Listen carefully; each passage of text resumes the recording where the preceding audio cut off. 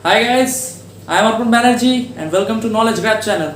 And today's discussion is कि computer application का strategy क्या होना चाहिए भैया. ठीक है, तो कंप्यूटर एप्लीकेशन का सारा कुछ आज हम बताएंगे. ICSC class 10 computer application. ठीक है, बहुत स्कोरिंग सब्जेक्ट है. पहले हम एक छोटा सा इंट्रोडक्शन दे देते हैं. देखिए दोस्तों, आपको क्लास 9 एंड 10 पे यदि आप आईसीएससी में पढ़ रहे हैं तो आपको जावा प्रोग्रामिंग सीखना पड़ेगा. ठीक है, और एक चीज जो आप क्लास 8 में पढ़ चुके हैं उसको बोल सकते हैं कि बिल्कुल भूल जाना पड़ेगा, क्योंकि जो क्लास 8 का जो आप कंप्यूटर एप्लीकेशन पढ़ चुके हैं वो बहुत ही बेसिक लेवल का है. ठीक है, वो बहुत ही बेसिक लेवल का है. जो आपको क्लास 9 में पढ़ना पड़ेगा वो लिटिल बिट हार्डर है. ठीक है, लिटिल बिट नहीं, बहुत हार्ड है यदि आप कंपेयर करेंगे क्लास 8 से. तो इसके लिए क्या क्या करना पड़ेगा. पर और एक चीज भी डिमांड कर देता हूँ कि क्लास 10 में सबसे स्कोरिंग सब्जेक्ट यही है. ठीक है, तो दोस्तों आज वीडियो शुरू करते हैं. ठीक है, पहले हम बताएंगे कि आपको कंप्यूटर एप्लीकेशन को कैसे करना चाहिए, फिर हम बताएंगे बुक, और फिर हाउ टू स्टडी. पहले एक काम करते हैं, पैटर्न बता देते हैं आपको. Pattern, exam pattern. देखो यार, कंप्यूटर एप्लीकेशन दो तरह पे होता है. ठीक है, आप देखेंगे तो दो टाइप पे इसको बांटा जाता है. If you talk about the exam pattern, ठीक है, पेपर पैटर्न रहता है. पहला कि आपको थ्योरी, एंड दूसरा दैट इज प्रोग्राम्स. पेपर होता है दोस्तों 100 मार्क्स का. 100 मार्क्स का पेपर, पूरा 100 मार्क्स का, नो प्रोजेक्ट वर्क नथिंग. ठीक है, पूरा 100 मार्क्स का पेपर. पहले थ्योरी पे रहता है 40 मार्क्स एंड प्रोग्राम्स पे रहता है 60 मार्क्स. ठीक है, अब पूरा एलेबोरेशन करते हैं. देखो थ्योरी पे क्या क्या रहेगा. पहला क्वेश्चंस रहता है करीब 20 मार्क्स का. 20 मार्क्स का करीब क्वेश्चंस रहता है, मतलब question and answer. What is this, what is that, explain that, define that, ये सब क्वेश्चंस. Next logical reasoning. ठीक है, लॉजिकल रीजनिंग. ठीक है, ये करीब रहता है, आप बोल सकते हैं करीब 10 मार्क्स का. ठीक है, next thing predict the output, that is around 5 marks. और एक चीज भी रहता है that is called mathematical functions. ठीक है, और एक क्या रहता है mathematical functions, जो कि करीब 5 मार्क्स का भी रहता है. ठीक है, अब जो लोग क्लास 9 में उठे उन लोग के लिए ये चीज नया है, ये चीज भी नया है, ये चीज भी नया है. उन लोग क्वेश्चंस के बारे में पता है, क्वेश्चंस क्या होता है, पर ये तीन चीज नया है. पर जो क्लास 10 में पढ़ रहे हैं अभी उन लोग के लिए सारा कुछ जाना हुआ है. फिर भी मैं एक बार बता देता हूँ आप लोग को बस. ठीक है, अब जो प्रोग्राम्स रहता है उसमें ये जो है ये टोटली कंपलसरी होता है. ठीक, सारा कुछ करना पड़ता है. और ये जो है इसमें only you have to attend 4 out of 6. 6 पे आपको 4 लगाना है. 6 प्रोग्राम्स लगता है टोटल, लेकिन आपको 4 प्रोग्राम्स लगाना है 6 में से. अब मैं बताता हूं कि थ्योरी पार्ट, ये जो क्वेश्चंस रहता है it is rather a memorising one. ठीक है, आपको थोड़ा रट्टा मारना है इस पार्ट में. बस ये 20 मार्क्स का, बस ये 20 मार्क्स थोड़ा आपको रट्टा मारना है. बाकी जो 80 मार्क्स का 80 मार्क्स है दैट इज फुल कॉन्सेप्चुअल. ठीक है, फुल कॉन्सेप्चुअल. अब मैं बताता हूं कि बुक.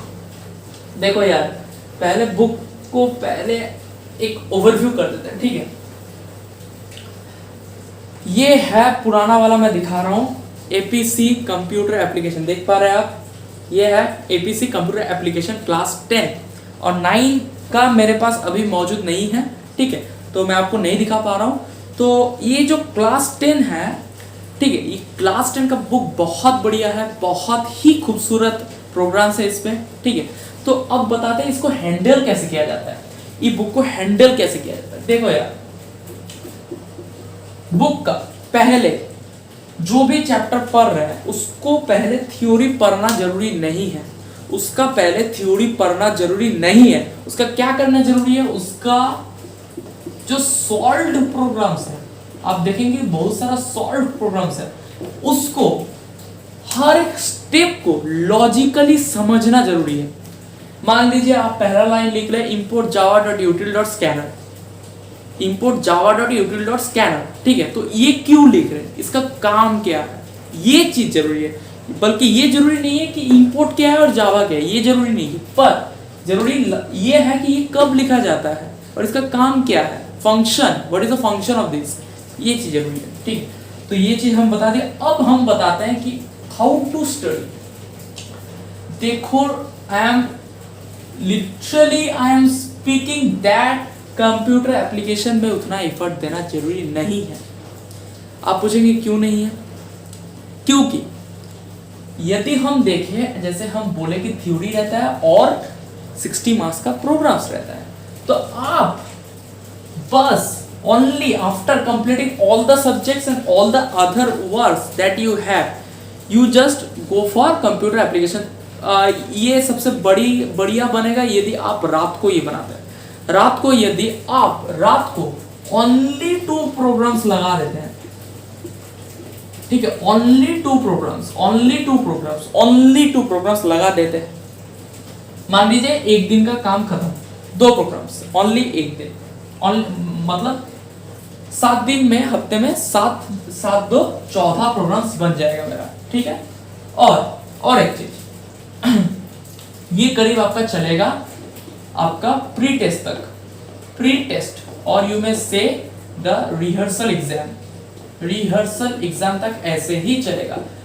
अब उसके बाद क्या करेंगे आप, जब आपका मान लीजिए बोर्ड्स आ रहा है या फिर आपका सिलेक्शन आ रहा है, तब आपको इसको बढ़ा के, तब तो आपका ये बुक खत्म हो जाएगा। तब आपको क्या करना है दोस्तों, तब आपको कोई टेस्ट पेपर से, अच्छा सा टेस्ट पेपर फ्रैंक्स ले लीजिए, ठीक है। फ्रैंक्स से आपको करीब 4-5 प्रोग्राम्स करना है, ठीक है, उस समय, क्योंकि उस समय ना रहेगा स्कूल ना रहेगा ट्यूशन, बस आपको खुद को प्रैक्टिस करना है। तो आपके पास बहुत समय है, तो 4-5 प्रोग्राम्स लगा सकते हैं तब, ठीक है। लेकिन अभी फिलहाल 2 प्रोग्राम, एंड ये हर दिन, ठीक है, ये all the day, every day.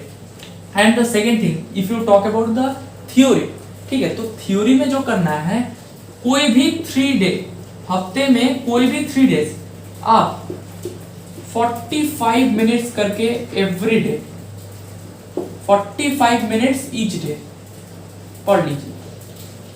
3 दिन 45 मिनट्स, तो 45 इंटू 3 बन गया आपका, इतना मिनट्स आप पढ़ चुके हैं, ठीक है। यही होता है ना, आप जब स्ट्रेटेजी बना के कुछ चलते हैं ना, तो बहुत सुविधा होता है, ठीक है। तो मैं एक स्ट्रेटेजी आपको रफ बता दिया कि 2 प्रोग्राम्स कर लीजिए हर दिन, और हफ्ते में कोई 3 दिन 45 मिनट्स करके ईच डे पढ़ लीजिए, खत्म, केस खत्म, और कुछ नहीं है, ठीक है।